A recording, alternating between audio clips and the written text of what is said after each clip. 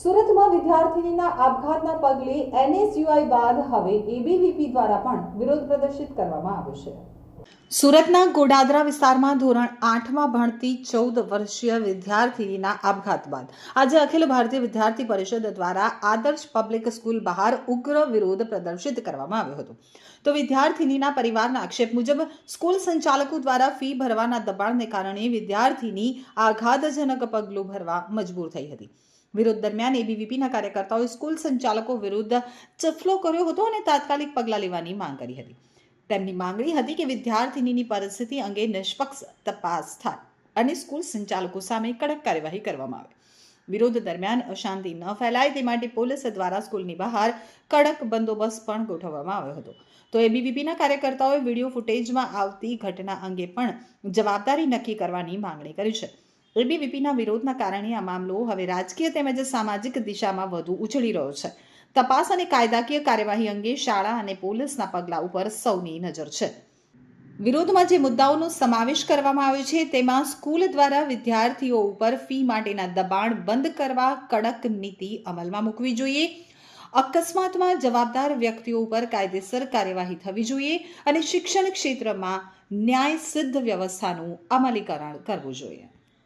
रवि मांगरोळिया सूरत महानगर मंत्री दायित्व अखिल भारतीय विद्यार्थी परिषद अपने ध्यान में कि थोड़ा समय पहला गोडादरा अंदर आवेली आदर्श पब्लिक स्कूल में धोरण 8 विद्यार्थी एक नजीवी बाबत कहवाय फीनी बाबत ए फी नहीं भरी सकती तो एने लईने स्कूल प्रशासन द्वारा प्रिंसिपाल शिक्षकों द्वारा एने वारंवार टोचर करवामां आवे छे कि तमे स्कूलनी फी भरो नहीं तो तमने एक्जाम में नहीं बेसवा दईए।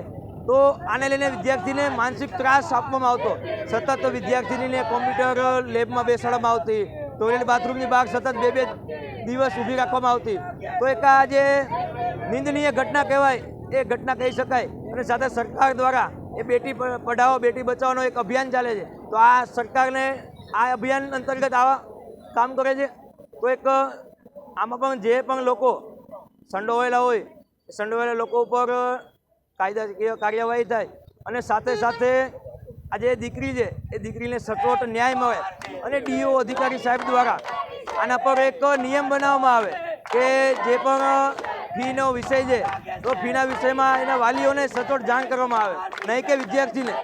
कारण के विद्यार्थी आवा नानी उंमરના होय तो पोते मानसिक लई लेता होय छे के वारंवार स्कूल में टोचर करवामां आवे तो पोतानी क्लास में बेइज्जतीना कारणे आवुं पगलुं भरता होय।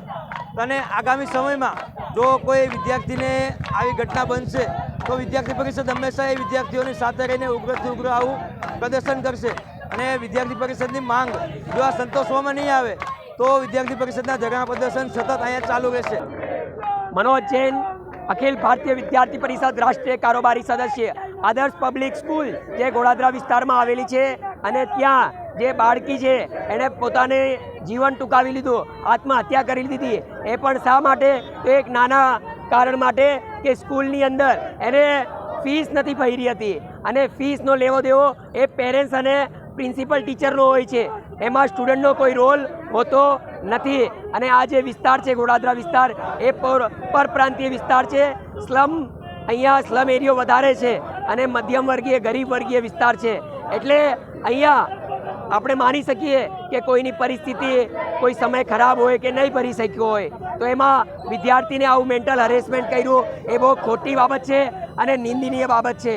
એટલે આ જે સ્કૂલ છે એના માટે અમે ડીઓથી પણ માંગણી કરી છે કે આના ઉપર વ્યવસ્થિત કાર્યવાહી થાય અને આનો લાયસન્સ રદ થાય અને ભવિષ્યમાં પણ બીજી કોઈ સ્કૂલો આવો કૃત્ય નહીં કરે, આવી બાળકીઓને પોતાનું જીવન નહીં ટૂંકાવવું પડે એના માટે દાખલો બેસે।